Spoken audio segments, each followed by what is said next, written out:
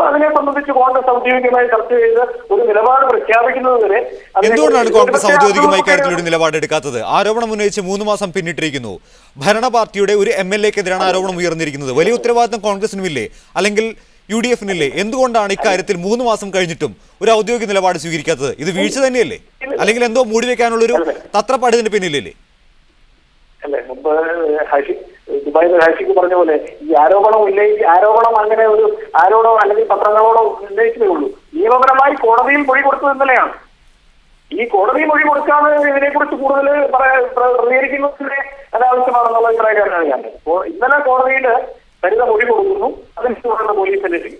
ഇനി ഔദ്യോഗികമായിട്ട് കോൺഗ്രസിന്റെ ഔദ്യോഗിക വക്താക്കള് ഒരുപക്ഷെ KPCC തലത്തിൽ തന്നെ ഇതിനെ സംബന്ധിച്ച് വ്യക്തമായ നിലപാടെടുത്ത് കഴിയുമ്പോൾ കണ്ണൂർ DCC അത് സംബന്ധിച്ച് അതിനകത്ത് അഭിപ്രായ വ്യത്യാസം ഉണ്ടാകും എന്ന് ഞാൻ കരുതുന്നില്ല.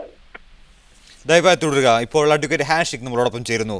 ശ്രീ അഡ്വക്കേറ്റ് ഹാഷിക്, സരിതയുടെ മൊഴി പൂർണ്ണമായി മുഖവിലേക്ക് എടുക്കാമോ? പ്രത്യേകിച്ചും 7 തവണയാണ് സരിത മൊഴി നൽകാൻ എത്താതിരുന്നത്. 3 മാസം മുൻപാണ് സരിത അബ്ദുള്ളക്കുട്ടിക്കെതിരെ പരാതി ഉന്നയിക്കുന്നത്. തൊട്ടടുത്ത ദിവസം തന്നെ കഴിഞ്ഞ മാർച്ച് 3-ാം തീയതിയാണ് ആദ്യം ആരോപണം ഉന്നയിക്കുന്നത്. അതിനുശേഷം മാർച്ച് 5-ന് പരാതി നൽകുകയും ചെയ്തു. എന്നാൽ ഈ വിഷയത്തിൽ മൊഴി നൽകാൻ 7 തവണ എത്താതിരുന്നതിന് ശേഷം കോടതി അന്ത്യശാസനം നൽകിയതിനെ തുടർന്നാണ് സരിത മൊഴി നൽകിയത്. അത്തരമൊരാളുടെ മൊഴി പൂർണ്ണമായി നമുക്ക് മുഖവിലേക്ക് എടുക്കാമോ? പ്രത്യേകിച്ചും ഇതിനിടയിൽ ഒരുപാട് പണത്തിന്റെ ഒഴുക്ക് നടക്കുന്നു എന്നുകൂടി പറയപ്പെടുന്ന സാഹചര്യത്തിൽ. സ്ത്രീകളോടുള്ള എല്ലാ ബഹുമാനവും മുൻനിർത്തിക്കൊണ്ട് തന്നെ പറയട്ടെ, സ്ത്രീകൾക്കിടയിലുള്ള കളങ്കമാണ് സരിത. 37 കേസുകൾ, അതിനുശേഷം രണ്ടാമത്തെ കുട്ടിയുടെ അച്ഛൻ ഏതോ യുവ നേതാവാണെന്ന് പറയുന്നു.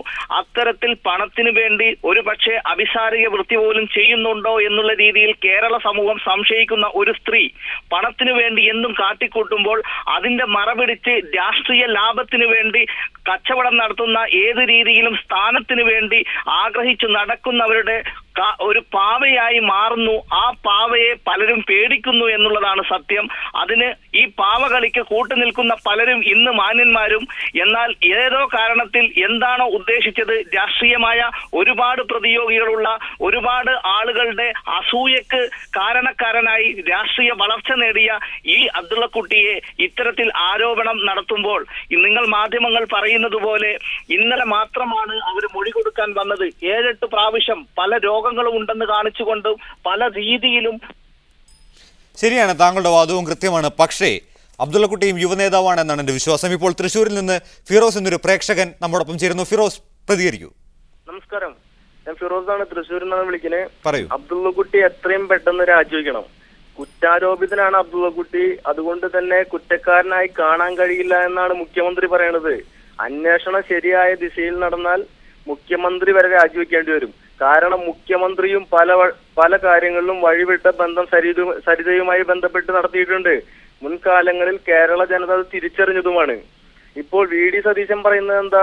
സമഗ്ര അന്വേഷണം നടത്താൻ അദ്ദേഹം ആഗ്രഹിക്കുന്നില്ല, മന്ത്രിസഭ ആഗ്രഹിക്കുന്നില്ല എന്നാണ് പറയുന്നത്. സമഗ്ര അന്വേഷണം നടന്നാൽ ഈ പറയുന്ന VD സതീശനെ പോലുള്ള യുവ നേതാക്കൾ പലരും ഈ കേസിൽ അകത്തു പോകേണ്ടി വരും, രാജിവെക്കേണ്ടി വരും. കേരളം ഒരു രാജിയുടെ ഒഴുക്ക് തന്നെ കാണേണ്ടി വരും. നന്ദി ഫിറോസ്. ഇപ്പോൾ ശ്രീ വർഗീസ് ജോസഫിലേക്ക് വീണ്ടും. ശ്രീ വർഗീസ് ജോസഫ്, എന്തുകൊണ്ടാണ് ഈ വിഷയത്തിൽ നാട്ടിലെ, പ്രത്യേകിച്ചും കേരളത്തിലെ പ്രതിപക്ഷ പാർട്ടികൾ ശക്തമായൊരു നിലപാട് സ്വീകരിക്കാത്തത്? എന്തുകൊണ്ടാണ് അവർ എല്ലാ വിഷയത്തിലും പ്രതികരിക്കുന്നവർ എന്തുകൊണ്ടാണ് ഇക്കാര്യത്തിൽ കാര്യമായ ഒരു പ്രശ്നങ്ങൾ ഉണ്ടാക്കാത്തത് എന്നാണ് താങ്കളുടെ നിഗമനം? പ്രതിപക്ഷമാണല്ലോ കഴിഞ്ഞ 1 വർഷക്കാലം ഇത് പറഞ്ഞുകൊണ്ടിരുന്നത്. പാർലമെന്റ് തെരഞ്ഞെടുപ്പില് ഫലം വന്നതോടുകൂടി പാർലമെന്റ് തെരഞ്ഞെടുപ്പിൽ പോലും ഒരു പ്രധാന വിഷയമായിട്ട് കേരളത്തിൽ ദേശീയ രാഷ്ട്രീയത്തെ സംബന്ധിച്ച് സുപ്രധാനമായ ഒരു പാർലമെന്റ് തെരഞ്ഞെടുപ്പ് നടന്നപ്പോൾ കേരളത്തിലെ ഇടതുപക്ഷവും കോൺഗ്രസ് വിരുദ്ധരും UDF വിരുദ്ധരും ചെയ്തിരുന്ന എന്താ? സരിതയായിരുന്നു അവരുടെ പ്രധാന പ്രചരണ വിഷയം. ഇടതുപക്ഷം നടത്തിയ സമരങ്ങളൊക്കെ നമ്മൾ പരാജയപ്പെടുന്നത് കണ്ടു. എന്നിട്ടും മാധ്യമ പിന്തുണയോടുകൂടി, മാധ്യമ ശ്രദ്ധയിലൂടെ ഈ വിഷയം സജീവമായി നിലനിർത്തുന്നതിന് ഇടതുപക്ഷം ഒരു വർഷം വിജയിച്ചു. പക്ഷേ എന്തുകൊണ്ട് ഇപ്പോൾ അവർക്ക് കാര്യം മനസ്സിലായി? കേരളത്തിലെ ജനങ്ങളുടെ അവർക്ക് ലഭിച്ച സീറ്റുകളൊന്നും സരിതയുടെ സോളാറിന്റെ പേര് പറഞ്ഞു കിട്ടിയതല്ല. പല കാരണങ്ങൾ കൊണ്ട് അതെല്ലാവർക്കും അറിയാവുന്നതുപോലെ ലഭിച്ചതാണ്. പാർലമെന്റ് തെരഞ്ഞെടുപ്പോടുകൂടി കേരളത്തിലെ ഇടതുപക്ഷ ജനാധിപത്യ മുന്നണിക്ക് വളരെ വ്യക്തമായ ബോധ്യപ്പെട്ടു തങ്ങൾക്ക് ഇനിയും ഈ സോളാറും പിടിച്ചുകൊണ്ട്. പക്ഷേ ശ്രീ വർഗീസ് ജോസഫ്, അത് മാത്രമല്ല ഒരു കാരണമായി പലരും ചൂണ്ടിക്കാണിക്കുന്നത് CPM-നും അബ്ദുള്ളക്കുട്ടിയെ രാജിവെപ്പിക്കാൻ താല്പര്യമില്ല. അബ്ദുള്ളക്കുട്ടി രാജിവെച്ചാൽ സുധാകരൻ അവിടെ നിന്ന് മത്സരിക്കും. സുധാകരൻ മത്സരിച്ച് കണ്ണൂരിൻ്റെ ഇടതുകോട്ടയിൽ നിന്ന് സുധാകരൻ മത്സരിച്ച് നിയമസഭയിലെത്തുന്നത് CPM-ന് രുചിക്കുന്നൊരു കാര്യമാകില്ല. അതുകൊണ്ടായിരിക്കുമോ CPM അല്ലെങ്കിൽ ഇടതുപക്ഷ പാർട്ടികൾ ഇക്കാര്യത്തിൽ ശക്തമായ നിലപാട് സ്വീകരിക്കാത്തത്?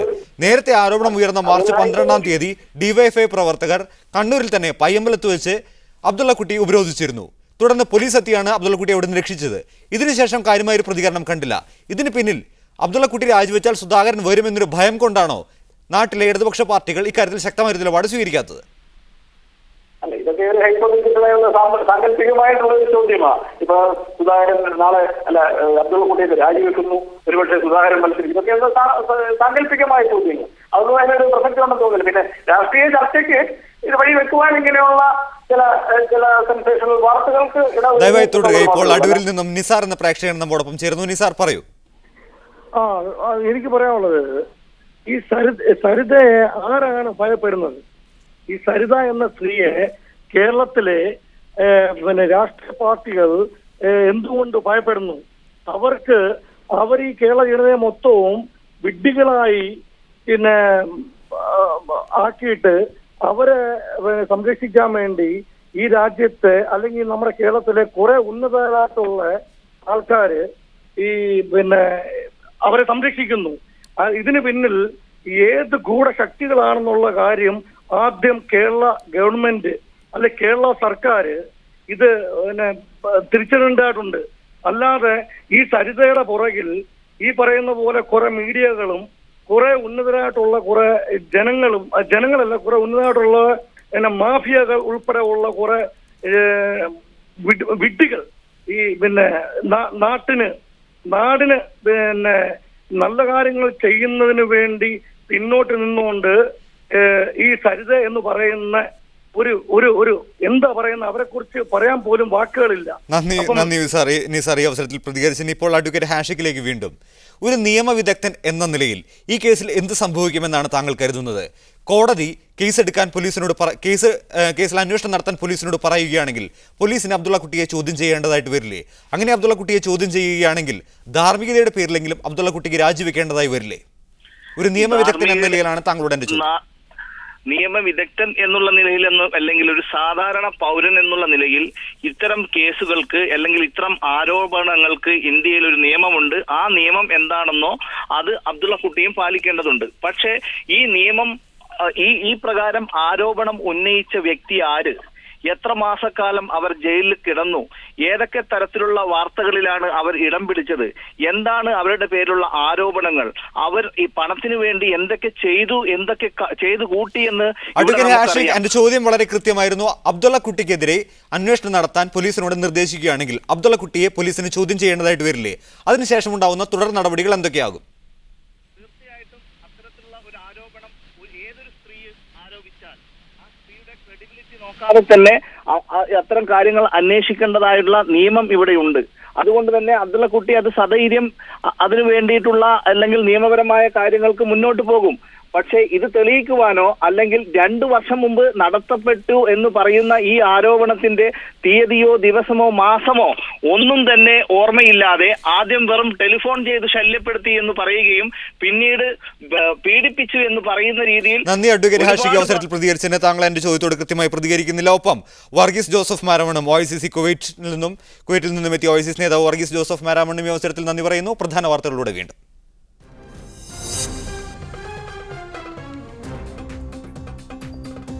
റിയാദിൽ വാഹനാപകടത്തിൽ 2 മലയാളികൾ മരിച്ചു. അപകടം കാറിന്റെ ടയർ പൊട്ടിയതിനെ തുടർന്ന്. ഒമാനിലെ മാബേല വ്യവസായ മേഖലയിൽ വൻ തീപിടുത്തം. പ്ലാസ്റ്റിക് കമ്പനി കത്തിനശിച്ചു. ആളപായമില്ല. സൗദി അറേബ്യയിലെ ഈന്തപ്പഴത്തോട്ടങ്ങളിൽ ചെമ്പൻ ചെല്ലി ബാധ. ഉൽപാദനത്തിൽ കുറവുണ്ടാകുമെന്ന് ആശങ്ക. അനാഥാലയങ്ങളിലേക്ക് കുട്ടികളെ കൊണ്ടുവന്നത് ബാലവേലയ്ക്കാണെന്ന് സംശയിക്കുന്നുവെന്ന് ഹൈക്കോടതി. ഇക്കാര്യത്തിൽ സർക്കാരിന്റെ വാദം അവിശ്വസനീയമെന്നും കോടതി. കുട്ടികളെ കൊണ്ടുവന്നത് മനുഷ്യക്കടത്തല്ലെന്ന് ന്യൂനപക്ഷ കമ്മീഷൻ. കേസിൽ ഒരാൾ കൂടി അറസ്റ്റിൽ. കുട്ടികൾ വന്നത് വിദ്യാഭ്യാസത്തിനെന്ന് ബംഗാൾ അധികൃതർ. ജാർഖണ്ഡിൽ നിന്ന് വന്ന 153 കുട്ടികളെ തിരിച്ചുകൊണ്ടുപോകും. ക്രിസ്ത്യാനോ റൊണാൾഡോയ്ക്ക് ലോകകപ്പ് നഷ്ടമാകുമെന്ന് ആശങ്ക. കാൽമുട്ടിനേറ്റ പരിക്ക് ഭേദമായില്ല. യോഗ്യതാ റൗണ്ടിൽ അർജന്റീനയ്ക്ക് ജയം. ഇംഗ്ലണ്ടിനും ഇറ്റലിക്കും സമനില കുരുക്ക്. ന്യൂസ് ഓൺ മിഡിൽ ഈസ്റ്റ് പൂർണ്ണമാകുന്നു. എല്ലാവർക്കും ശുഭരാത്രി.